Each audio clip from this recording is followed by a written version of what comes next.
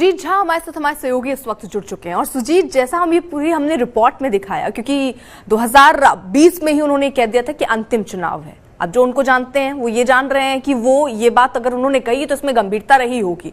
तो क्या सोच रहे होंगे नीतीश कुमार, और अब अंतिम चुनाव के बाद उनका आखिरी पड़ाव क्या होता है?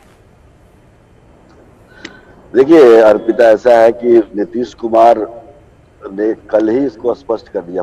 परसों ये बात हुई थी कि राज्यसभा उनकी जाने की ख्वाहिश है, क्योंकि राज्यसभा वो गए नहीं है, लेकिन कल कहे कि हमारी कोई ख्वाहिश नहीं।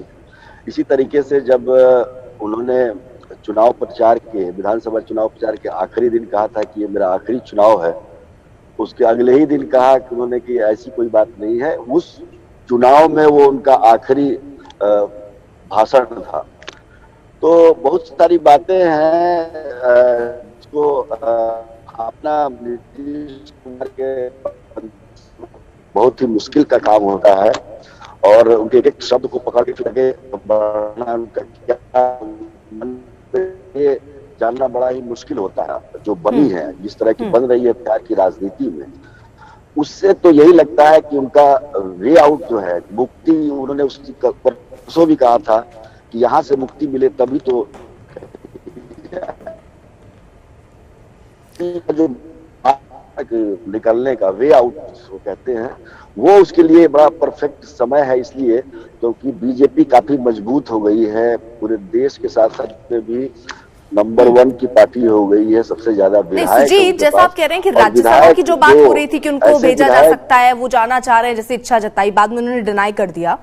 लेकिन यहाँ पर आरजेडी नेता सीधे तौर पर ये कह रहे हैं कि वो तो कुर्सी खुमार है, राज्यसभा सोचकर तो नहीं जा रहे होंगे, कुछ और बड़ी डील हुई होगी अंदर ही अंदर। आरजेडी के नेता क्या कहें? देखिए, अब उनको जनता ने मैंडेट दिया है, तो वो 16 सालों से 17 सालों से मुख्यमंत्री हैं। आरजेडी विपक्ष है तो बोलेगा ही, इस तरह की भाषा का प्रयोग करेगा ही। लेकिन डील की बात जहां तक हवा में, तो ये बात तय ही रही थी ना काफी पहले से कि उपराष्ट्रपति उनको बनाया जा सकता है। तो उस दिन उन्होंने इच्छा जाहिर की, मतलब ख्वाहिश उनकी थी कि मतलब राज्यसभा हम नहीं गए हैं, तो उपराष्ट्रपति तो चेयरमैन होते हैं ना राज्यसभा के, तो उस बात में ये कनेक्ट किया जा सकता है। कनेक्शन पत्रकारों ने, मीडिया ने जो कनेक्ट किया है, तो उसमें कहीं ना कहीं बात पहले से चली आ रही है। दूसरी बात यह है कि नीतीश कुमार को भेजने वाला कौन है राज्यसभा? वो तो खुद जाने के लिए सक्षम है, उनकी पार्टी है, वो जब चाहे तब राज्यसभा जा सकते हैं, उनके लिए कोई बहुत बड़ी बात थोड़ी है। लेकिन राज्यसभा केवल जाने से मामला तो बनता नहीं है ना। अगर कोई उनको अगर मान लीजिए कोई उस तरह प्रकार का पद मिलता है, तभी तो वो मुख्यमंत्री का पद छोड़ के कहीं जाएंगे। वो पद उपराष्ट्रपति हो सकता है, राष्ट्रपति हो सकता है।